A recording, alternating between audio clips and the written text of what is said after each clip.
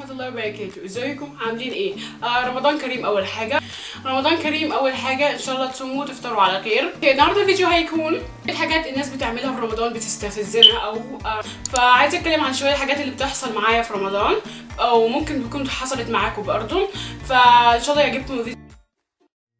الناس اللي بتبقى زمان قبل رمضان يعني ولا بتفكر في الدين ولا ما بتقولش اي حاجه، صاحبتك اختك امك اي حد، بس لما رمضان يجي تتقلب لشيخه او يتقلب لشيخ تقولك لا ده حرام، لا ده حرام، ما تعمليش كده، وده حرام، لا لا لا لا، يعني تتقلب لشيخه تماما.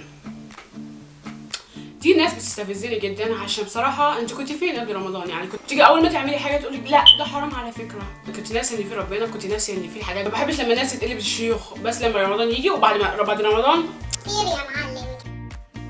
تاني حاجه دعايات الاكل في رمضان. بتعذبونا ليه يعني؟ انتوا عارفين ان احنا صايمين من الصبح جوعانين، بتعذبونا ليه يعني؟ ليه دعايات في رمضان تبقى على فكره مش قناه ولا قناتين، كل قناه تقلبيها تلاقي دعايه اكل، تلاقي دعايه شاورما، تلاقي دعايه معرفش بسكوت. يعني واحد ما يتفرجش على التلفزيون خالص؟ ما اتفرجش على التلفزيون خالص طول اليوم يعني ولا ايه؟ لا مش بالتلفزيون بس، حتى التليفون لما تيجي تتفرج على فيديو لازم تلاقي في الاول دعايه اكل وبعد كده تتفرج على الفيديو. ليه يعني كده؟ ليه العذاب ده كل حته؟ يعني انتوا عارفين ان احنا جعانين بس بتعذبونا يعني ولا ايه؟ ايه ده ليه يعني كده؟ الناس اللي بتيجي في رمضان تسالك انت صايم ولا انت صايمه؟ انت صايمه؟ انت صايم؟ تتوقعي اجاوب ايه مثلا يعني؟ ايه الهدف من السؤال بالظبط يعني؟ اسال ليه؟ انت مالك؟ ده بالنسبه للولاد او البنات.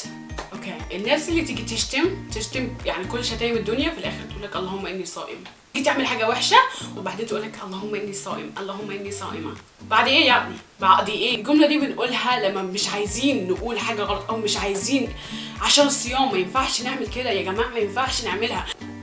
بعد ايه يا ابني؟ بعد ايه؟ بعد ايه يا بنتي؟ بعد ايه يا اخويا؟ بعد ايه يا اختي؟ بعد ايه يا اختي؟ دي كارثه بتحصل لي برضو لما تكوني صايمه او صايم وتاكل حاجه بالغلط. انا بكره لما بعمل كده، يعني صح هو نسيان بس بكره لما بعمل كده عشان خلاص يعني الفتره اللي فضلت من الصيام دي بقى بحس بالشك، حاجه بتقطع القلب كده لما تكوني صايمه طول اليوم وتيجي كده وقت الفطار يعني قبل الفطار ب5 دقايق او 10 دقايق كده وتنسي وتاكلي حاجه. بكره لما بعمل كده قوي قوي قوي يعني. اوه ماي جاد ليه؟ دي بالنسبه للناس اللي بتنام ويعني معتمده على حد ان هو يصحيهم في السحور والشخص ده بقى ما يصحهمش. انا لما حد ما يصحينيش السحور خلاص يوم التاني لرمضان ده هيكون اسوأ يوم. يوم التاني تسأل انت ما صحتنيش السحور يقولك نسيت. مفيش حد في البيت صحيت للسحور. انا ايه يا جماعه؟ انا برضو بصوم، انا عندي مشاعر، بجوع، بعطش، ليه؟ انا عن نفسي بصحي نفسي بنفسي عشان الاعتماد على الاخرين كانه 50% مش هيصحوكي 50% هيصحوكي، فاحسن لكم بقى اعتمدوا على نفسكم. اوكي، دي بقى بتخص البنات، بتحصل لنا كتير قوي لما تطبخي وتعملي اكل طول اليوم وتساعدي امك والكلام ده كله في البيت طول النهار شغاله بقى، وتيجي بالليل لما تفطري عايزه ترتاحي صح؟ لا، مشوار التعذيب لسه هيبدأ كده. مواعين، تنظيف مطبخ، معرفش ايه، تدمير نفسية كده، تدمير نفسيات مش نفسية واحدة.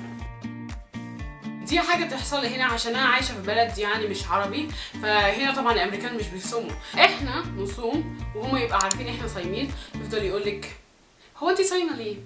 هو يعني ايه صيام؟ مش بتجوعي؟ مش بتشربي حاجة خالص من الصبح كده؟ مش بتاكلي خالص؟ مش بتاكلي ولا حاجه لمده شهر؟ لما كنت في المدرسه كان رمضان برضو، المدرس قال لي كل ما بنت يعني يشوف بنت محجبه يسالها يقول لها هيبقى اكل النهارده ايه مثلا او هتشتري ايه النهارده اكل، يقول افتكرت انت صايمه ويقعد يضحك يعني بيضحك معانا بس برضه مستفز جدا. وده بس كان الفيديو، يا رب يكون عجبكم واستمتعتوا شويه. ولو الحاجات دي برضه بتحصل لكم انتوا في رمضان اعملوا لايك للفيديو ده، متنسوش تعملوا اشتراك للقناه بتاعتي عشان تكونوا جزء من العيلة دي. بحبكم جدا، باي.